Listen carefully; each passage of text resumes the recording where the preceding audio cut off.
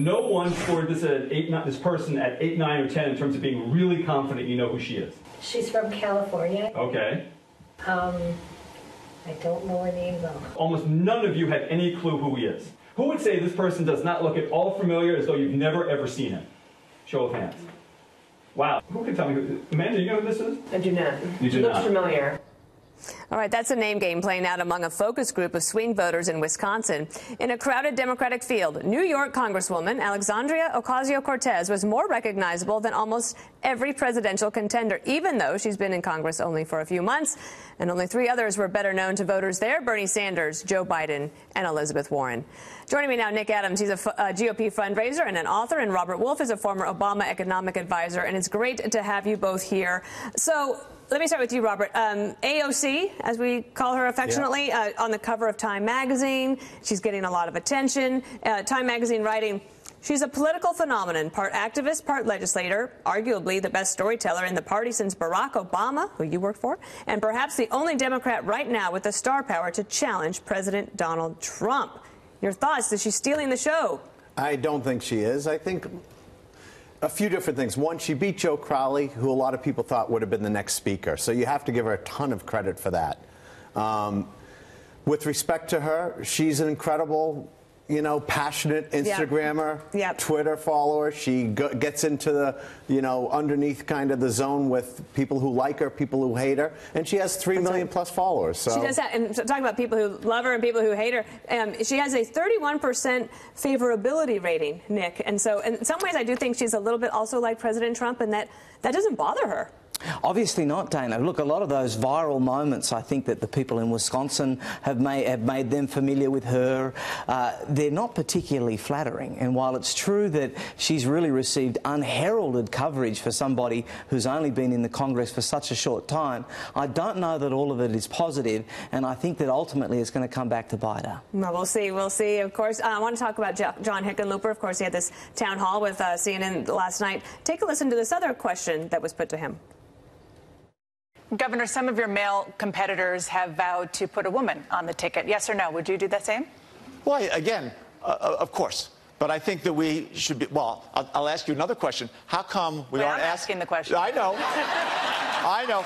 But how come we're not asking more often the women, would you be willing to put a man on the ticket? When we get to that point, I'll ask you that question. What do you think of that, Robert? I think he had a softball and he whiffed. There's 10 million more women voters. They voted a 5% greater rate than men. The Democratic midterms just showed that all of the excitement has been in the women and the minority movement with respect to voting. That's how we flipped 40 seats. I think he had a softball, and I just think he whiffed it. He should have said, of course we have great women that could be vice presidents, and that's the way I'm thinking. And I say you win the primary first, and then you can make your decisions. Then you decide. But to Robert's point, the Republicans in the midterms, now that's not a presidential election, but in the midterms, lost women by 19 points. Typically, the average loss is only about 4 points. So Republicans have some thinking to do as well. They certainly do, Dana, but I've got to tell you that, I think Governor Hickenlooper was really on the money. I think he was telling the truth, and I think that it does a great disservice to feminism when we are pushing female candidates just for the sake of them being female. I've got no problem with a female president, provided they have the right policies for the country. And so I think that Governor Hickenlooper is really speaking for the silent majority. What do you think about that, Robert, in terms of, we talked earlier in the show about Joe Biden getting in the race and him thinking, well, who knows if it's true, but the suggestion that maybe he chooses Stacey Abrams from Georgia as his running mate immediately, so then he'll never have to answer that question. Yeah, I think, the vice president's different than the other candidates. He has 100% name recognition, but he also has 40 years of things he's voted on and said. With respect to him, I think his biggest struggle is going to get going through the primary.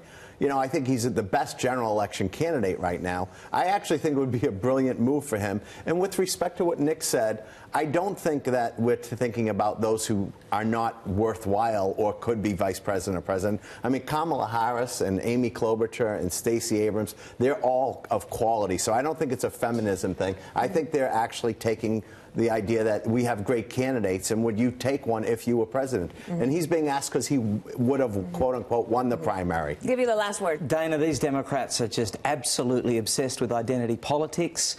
They're all about that, and I think that that's going to hurt them very substantially when it comes to 2020. We're seeing that now in the primary. We want people running, I think, that are going to do the best thing for America, and I don't know that any of those people that Robert just mentioned fit that bill. So I've been watching Offspring on Netflix, and it's Australian, and your accent is just a thrill today. A good reminder. I love it. I love it. It's a Thank great show. Robert Wolf and Nick Adams, thank you.